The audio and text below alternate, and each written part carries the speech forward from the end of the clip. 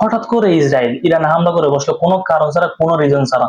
এখন আপনাকে যদি এটা বুঝতে হয় ডিপলি, তাহলে আপনাকে দ্বিতীয় বিশ্বযুদ্ধের পর থেকে চিন্তা করতে হবে। দ্বিতীয় বিশ্বযুদ্ধের পর থেকে আমেরিকা যেভাবে সাম্রাজ্য যেভাবে বিস্তীর্ণ করেছে, যেভাবে সাম্রাজ্য সে দখল করে আছে, তার একটা অর্ডারে সব জায়গায় সবকিছু পালন করা হয়ে যেত। এখন ওই সময় ওই সাম্রাজ্যটা বর্তমানে 2025 সালে আজকের দিনে এসে একটু চিন্তা করতে কতটুকু আছে। বিশেষ করে 2000 থেকে 2025 সাল পর্যন্ত চীনের মতো পরাশক্তির উত্থান হয়েছে। তার পাশাপাশি সোভিয়েত ইউনিয়ন 1990 সালে ভেঙে যাওয়ার পর রাশিয়া যে গঠন হয়েছে, ওই রাশিয়াও এখন নিজেকে গুছিয়ে নিয়েছে।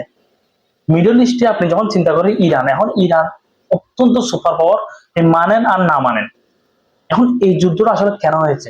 এই যুদ্ধটা আসলে ইসরায়েল করতেছে না। ইসরায়েল নামে কোনো দেশই নাই, আর বাংলাদেশ তো স্বীকৃতি দেয়ও নাই। মুসলিম অনেক কান্ট্রি দেয়ও নাই, অনেক কান্ট্রি দিছে স্বীকৃতি।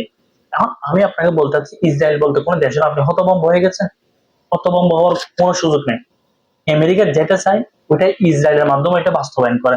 এক কথা সোজা কথা, এক কথা যখন আমি যদি বলি, এটা ইসরায়েল হচ্ছে মধ্যপ্রাচ্যের ক্যান্সার। কারণ হিসেবে আপনি যখন চিন্তা করেন, প্যালেস্টাইনের সাধারণ মানুষের উপর ইসরায়েল যে গণহত্যা চালাচ্ছে, এটা আসলে ইসরায়েল চালাচ্ছে না। ইসরায়েল সবকিছু আমেরিকার মদদে হচ্ছে। আমেরিকার সাম্রাজ্য টিকে রাখার জন্য মধ্যপ্রাচ্য অত্যন্ত জরুরি। মানে না মানে, মিডল ইস্ট হচ্ছে এমন একটা জায়গা যেখানে সবকিছু পাবেন আপনি। খনিজ সম্পদ বলতে পৃথিবীর সবকিছু এখানে মিডল ইস্টে পাওয়া যাবে।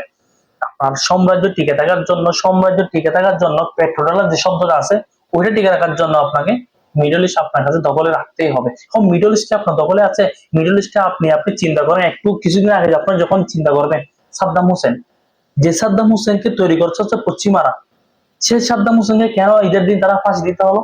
কেন, কি কারণ আপনাকে কখন চিন্তা করেছেন? চিন্তা করার নেই। কারণ সাদ্দাম হোসেন চেয়েছিল সে আমেরিকা থেকে বের হয়ে, পশ্চিমা থেকে বের হয়ে আলাদা দেশে মুদ্রা চালু করবে, তা মিডল ইস্টে। কিন্তু আমেরিকা জানে তার মুদ্রা যদি, পেট্রোল ডলার যদি পতন হয়, আমেরিকার সাম্রাজ্য বলে আসলে কিছু থাকবে। আর মিডল ইস্ট যদি তার হাতছাড়া হয়ে যায়, সে আর নাই, তার আগের মতো দাম্ভিকতা থাকবে না। সে যখন চিন্তা করলো সাদ্দাম হোসেনকে সে মেরে ফেলবে। এখন আপনি লিবিয়ার কথা চিন্তা করেন, লিবিয়ার গাদ্দাফির কথা হয়তো আপনাদের সবার মনে আছে। গাদ্দাফি কি করেছিল? গাদ্দাফি চেয়েছিল একটা, যে সে আফ্রিকা যেটা আছে, আফ্রিকার একটা ইউনিয়ন করবে একটা সময়, আপনার একটা সব দেশকে একটা ইউনিয়ন করবে।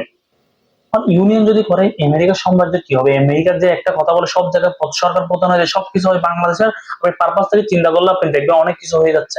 তো আমি যখন চিন্তা করবেন, এখন এগুলা অনেক গভীরভাবে চিন্তা করতে হবে, আপনাকে অনেক ডিপলি চিন্তা করতে হবে।